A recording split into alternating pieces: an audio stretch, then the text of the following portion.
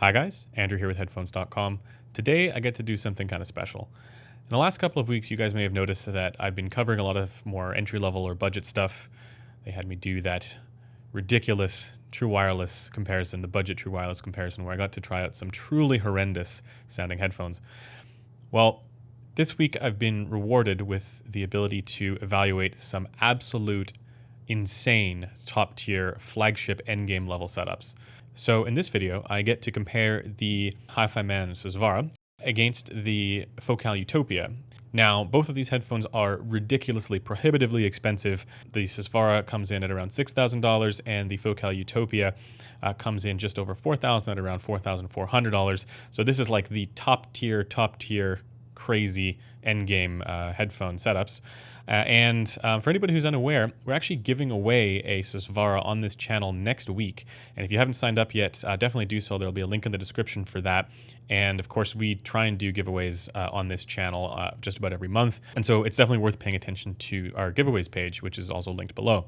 But essentially in this video, I'm going to be comparing what I consider to be the very best planar magnetic over-ear open back headphone out there, which is the HiFiMAN Susvara, against what I consider to be the best open back dynamic driver headphone, the Focal Utopia. Let's check them out.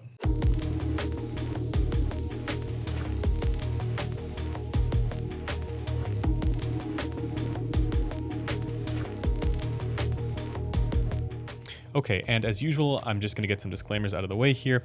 I've not been paid to say anything in particular about either of these headphones, and all thoughts and opinions are my own. This is just my own take, my own subjective opinion about both of these, and so whichever one wins, that's just going to be sort of how I feel about it. You may feel a different way. Now, I have to also let you guys know what I've been running these off of to do this comparison.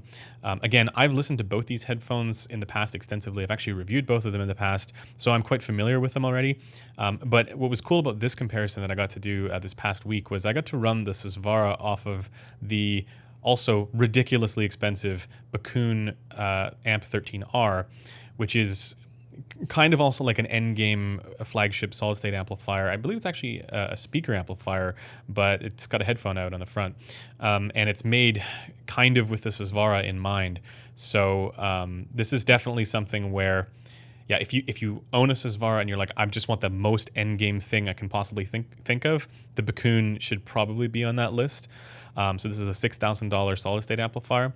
And with the Utopia, I've been running it off of the brand new Ampsandsound and Headphones.com collaboration tube amplifier called the Forge. Many of you guys know that I actually really like the Ampsandsound Kenzie.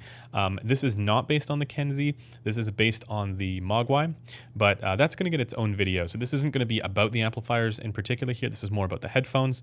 But I just want to let you guys know what I've been running these off of. This version is the 8 ohm and 100 ohm output impedance version.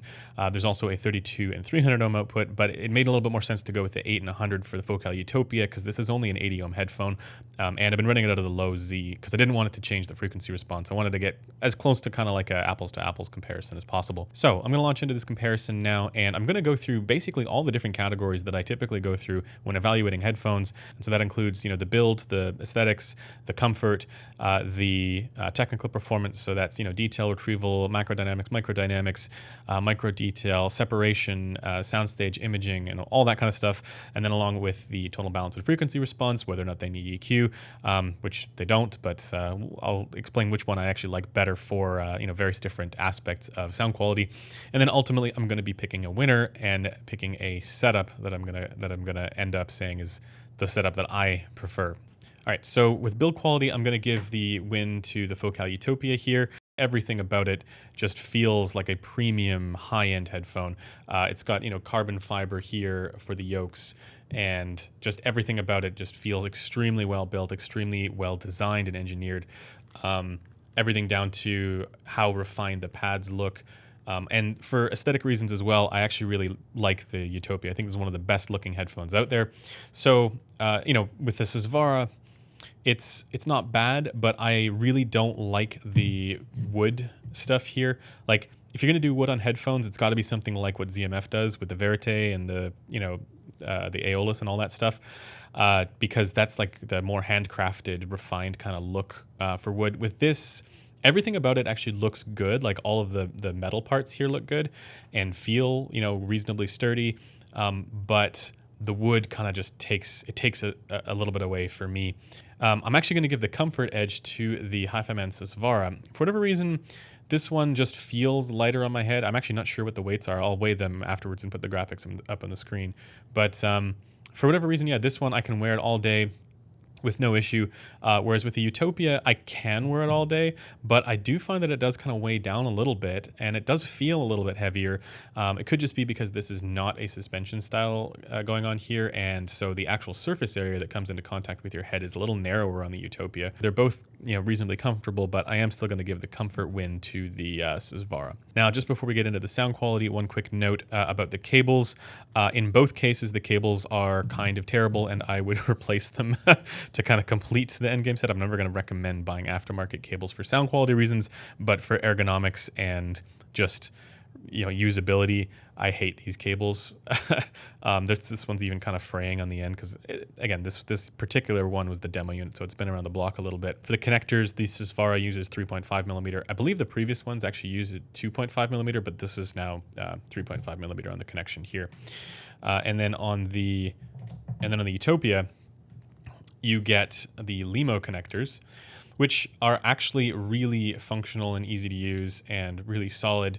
The only downside with them is that it's not always the easiest to get aftermarket cables because the LEMO connectors cost a little bit more, as far as I understand.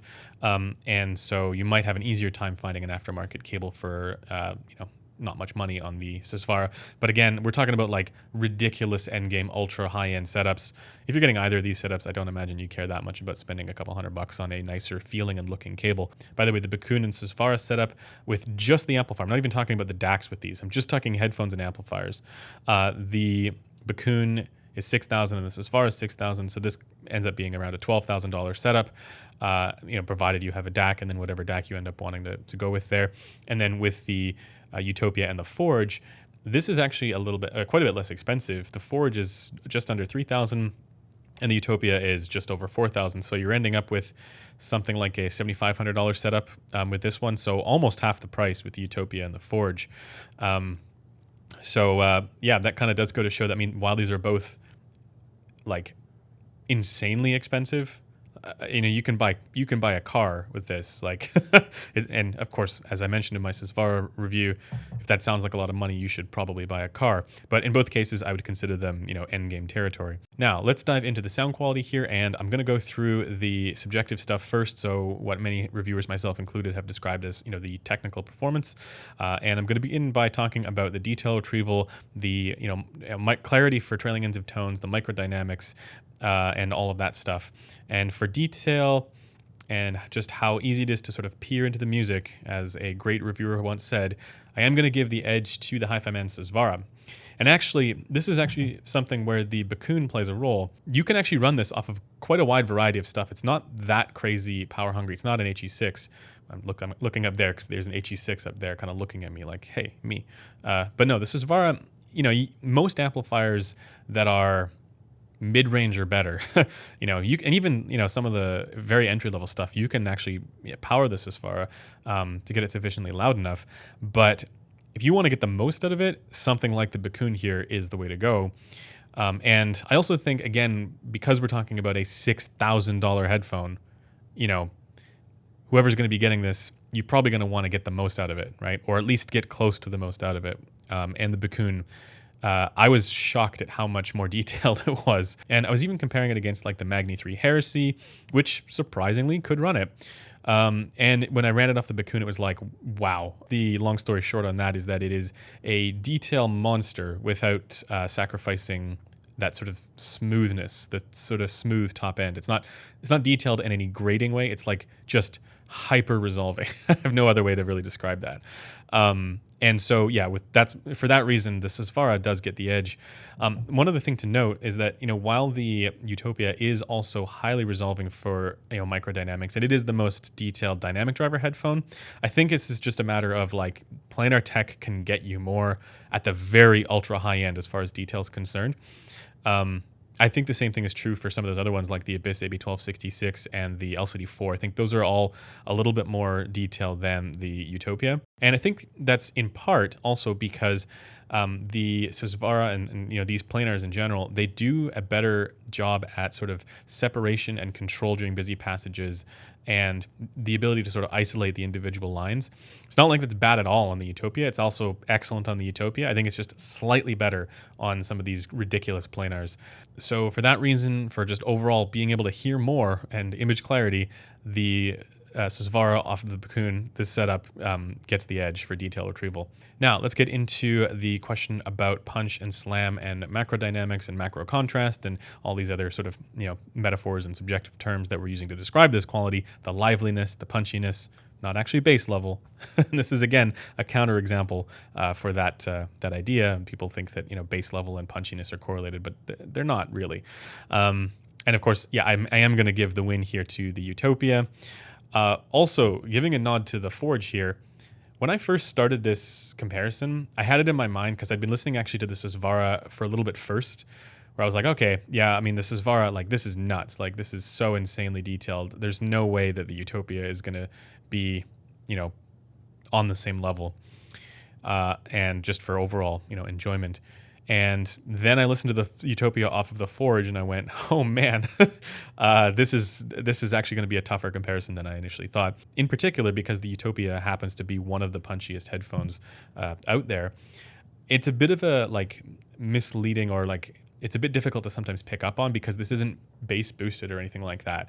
I think a lot of people will, kind of confuse the two. My take on this is that unless it's particularly bad, there are some headphones where you really hear the sort of limpness and it just doesn't have any liveliness going on. And then in those cases, it's enough to really detract from the experience. And as long as it's sufficiently lively and sufficiently punchy, it's not going to have those issues. And the Susvara definitely doesn't have those issues. But I do think that the degree to which the Utopia is more punchy than the Susvara is more significant than the degree to which the Susvara is more detailed than the Utopia, if that makes sense. And one last note on that, when running the Susvara off of a variety of different amplifiers, that quality does seem to change a little bit. So if that's something that you really are indexing hard for, you may be able to change that a little bit, but the Bakoon is more about detail. At least that's what my experience has been so far. It's been more about detail than it has been about that sort of punchiness, whereas the Forge here is definitely more about the liveliness. And so that's why this combination with the Utopia is just kind of knocking me off my chair a little bit. But let's get into the next category here, and that's going to be soundstage and imaging. And I am going to give the soundstage win to the Susvara. That's a very clear and obvious win. It's not the most spacious headphone. I think that the Sennheiser HD800S is still a little bit more wider, but the Susvara is a much more kind of spread out kind of sound than the Utopia. Even running it off the tube amp, which does also kind of widen it out a little bit, but the Utopia it's definitely still a little bit more of an intimate presentation there. And typically I would give the imaging edge to the Utopia, but I'm actually going to say that it's kind of a draw between the two here, at least for how I hear the image distribution and how even the imaging is. They're both pretty darn good, and for image separation, the win goes again to the Susvara. So if you really care about incisiveness and the ability to isolate your individual lines and that sort of complete isolation and blackness of background, then the Susvara is the one to go for there. Even though for a dynamic driver headphone, that quality is good on the Utopia, but the overall sense of space and presence is just a little smaller on the Utopia. Well, not a little smaller. It's noticeably smaller. I think running it off of the Forge here again kind of does widen it a little bit. But let's talk about timbre. And yeah, I mean, the Utopia has what people call sort of that metallic timbre. I think that's actually a function of those series of peaks in the treble and the frequency response. But it's not something that I'm really bothered by. I actually think it in some ways it kind of lends itself a little bit to the detail as well. But people who I've called timbre heads, who are all about the Sennheiser HD 580 and stuff like that, they're not going to like the Utopia. Now the Susvara, even though it's a planar magnetic headphone, which they typically aren't as natural sounding as many dynamic driver headphones, or some dynamic driver headphones at least, it doesn't have as distinctly a planar characteristic apart from some of these other noticeable qualities about detail and separation. I think that's really the thing that allows me to very easily recognize this as a planar more so than its timbre. And so while the Utopia is a dynamic driver moving coil headphone, which would typically have better timbre or a more natural kind of presentation, because I think we're used to, these types of transducers making sound. I'm going to say that's a bit of a wash between the two. If you're really bothered by, the sort of series of peaks there that kind of cause a little bit of a timbral shift to certain tones from the Utopia, then yeah, that would be a bit of an issue. But I also know a lot of people who aren't bothered by it at all. Like, I'm also not particularly bothered by it. So I think it's basically a wash there. Now let's talk about the tonal balanced frequency response here, and basically, they're both mostly neutral. That's how I would describe them. But there are some subtle differences here. For the Susvara, you get a little bit of a dip there in the mids, somewhere around 2K, and that's sort of a typical HiFiMAN characteristic there. And it's kind of funny because on the Utopia, kind of around that same spot, I think actually a little earlier, it actually elevates a little bit, giving a little bit more of a forward presentation there for vocals and piano tones and things like that. Now, I have to just kind of like cut across a narrative that seems to exist with this, with the Utopia, and people seem to think that it's bright. It is not bright. People seem to think it's bass light, and none of my testing has indicated this with any of the Utopias that I've evaluated. So I don't know if that's like certain units were bright, or there was something going on that made it so that the initial narrative there was that it's bright. At least I can't seem to find it to be the case. Like, I just do not hear this as bright. An example of a brighter headphone is the HD800S or the HiFiMAN Aria. Those two headphones I think are a little brighter. The HE1000 SE is a bright headphone. The Audio-Technica ADX5000 is a bright headphone, but the Utopia, not really. Now, where some of that confusion may have come from, I think, is again those series of peaks there that exist in the treble. Harmonically, those do balance one another out. So you're not actually getting weird harmonic imbalances as a result of that, because where the tops of those peaks are, it's actually exactly where you want that balance to be. So those series of peaks really just has the effect of adding that sort of timbral character to it, but then also it just means that certain tones are going to be a little bit louder than others. But harmonically, they're balanced out with one another. Everything is generally intact. And then for the bass response, you don't get like the Harman shelf here, but it is extremely well extended. And I was kind of surprised by this because, again, people have often said that the Utopia rolls off in the bass. And again, not really to my finding. I don't know what's going on with that or why that seems to be the perception. But I didn't have any issues with bass extension or bass roll off or anything like that. For an open back dynamic driver headphone, I will still give the bass extension edge to the Susvara. Of course, it does extend all the way down and into the sub bass, like past the range of human hearing. But it's not like the bass was at all lacking on the Utopia. And there are areas where the Utopia's bass is like a little bit, more pronounced there as well. So let's just summarize here with the Utopia. It's a totally well-balanced, fairly neutral headphone. This is one of the more neutral headphones I think you could get, at least what I would consider neutral, that has some interesting quirks there with a little bit of a, forwardness for 1.5K, where there's a little bit of a pronouncement there for vocals and piano tones and things like that. And then there's a few, series of balanced out harmonic resonances there in the treble that tend to give it that somewhat metallic character. But this is all perceived in a very evenly balanced manner that make this one of the most well-tuned headphones that I've come across. Now with the Susvara, this is also, again, what I'm calling here mostly neutral, but the character is a little different because, again, this has a little bit of a relaxed kind of dip there, a little bit of a recession there at around 2K. And the bass here is also not a shelf, so the bass is totally linear. Now that's actually something that with planar magnetic headphones you'll generally get unless there's an air gap going on somewhere, like a deliberate leak, or there's sometimes other ways of doing it with filters and things like that. But in general, this is the kind of bass extension that one would expect from a high-end planar. So I do add a bit of a bass shelf on the Susvara by about 2.5 dB, somewhere around 100 hertz. Now that's not to say it needs it by any means, it's just that's kind of what I prefer, so I do that. And then for the rest of the tonal balance there, for the ear gain and the rest of the upper mids and treble, you have a totally natural, smooth kind of presence and response here that I think actually would be a little smoother even than what's going on with the Utopia. Maybe a little bit more energy there than the Utopia as well, making it sound a little bit more airy and open. But by no means would I characterize this as bright either. This is, again, pretty darn close to that reference target as well, above 1K. I just like to give it a bit of a bass shelf for fun. And I do also fill in that 2K region. Now, if you're somebody who never EQs at all and you're not going to get into that, either one of them are going to be fine. You don't need to EQ either of these headphones. They're extremely well balanced, and as we should expect from anything that costs even remotely this price. And that's actually something that the Susvara is a little bit of an outlier for, because for all these ridiculous flagship planar magnetic headphones that are out there, the Susvara is the only one that has a totally balanced frequency response, or like a very well-balanced frequency response. The other ones, they have all this ridiculous technical performance, but they don't have the balance that the Susvara has to make things sound, natural and normal and good.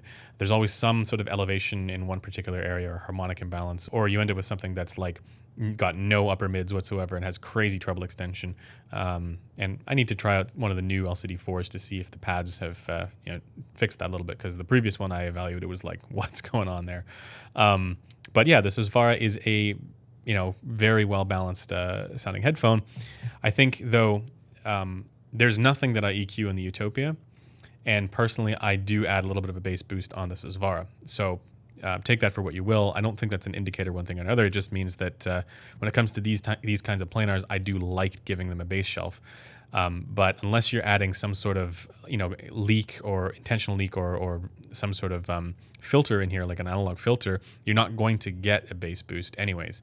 So that's why I do that on these digitally. And one other thing with the Utopia is that this actually does have a bit of an impedance bump in the bass, such that if you run this off of a higher output impedance source, like maybe if you got the 32 ohm Forge, that would definitely boost the bass on this. So if you did want to boost the bass on a Utopia, you could, but I really don't think that it needs it, because it's already so dynamic and so punchy, and it would almost be like too much, I think, if you ran it off of the 32 ohm out. So my preference would definitely be with the 8 ohm out on the Forge, or any of those tube amps, because it's an 80 ohm headphone, and going with the 8 ohm out means that you're not going to be boosting it at all. In fact, when I did my measurements from the Forge and a solid state amplifier, like I used the Magna Heresy as well as sort of like a reference point, nothing changed with the frequency response. So that's how I knew. It's not boosting anything at all with this.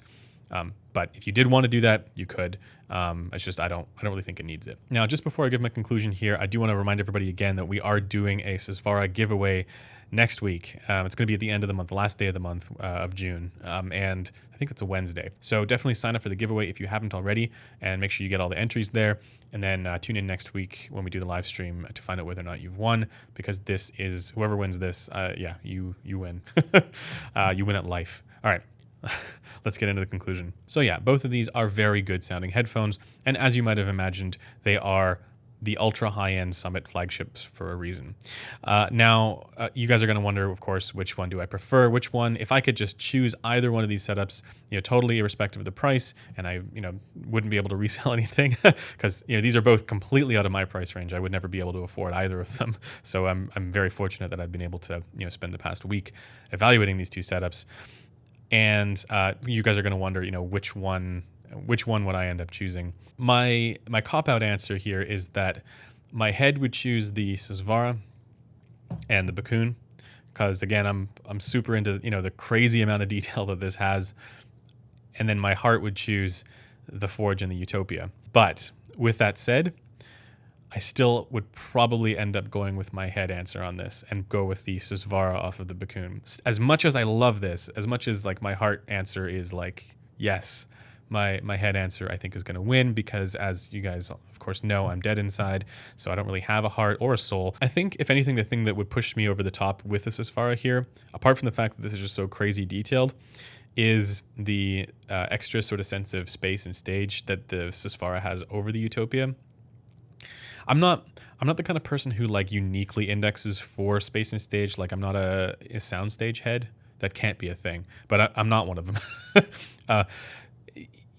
I still think that the fact that this is a more open sounding and more spacious presentation is the thing that kind of makes it so that, to me, the whole thing just sounds a little bit more natural somehow. Not in a timbre sense, but like in just an overall, like, okay, the music is coming from a more spacious place. For that reason, again, if I'm listening to my jazz tracks and my classical music, it would end up being more the Susvara. And I think because those are the genres that I prefer, those are the genres that I like the most, that's also why I think I would gravitate more towards the Susvara. And also, I mean, I think it's worth asking this question about like, at what point are we listening to headphones that have more detail than real life has? I think in both cases we're there with these, but when you add the tube amp here, it gives it that sort of like involved character, that sort of like lifelike character to it that it really does kind of transport you. I just found myself like for hours, just, wow, I got to try this thing. I got to try that thing. And whenever you have those experiences, that's when you're really finding something special, I think. And that's really what this hobby is all about for me. And that's going to do it for this video. Thanks for taking the time to watch it, and I will see you guys in the next one. Bye for now.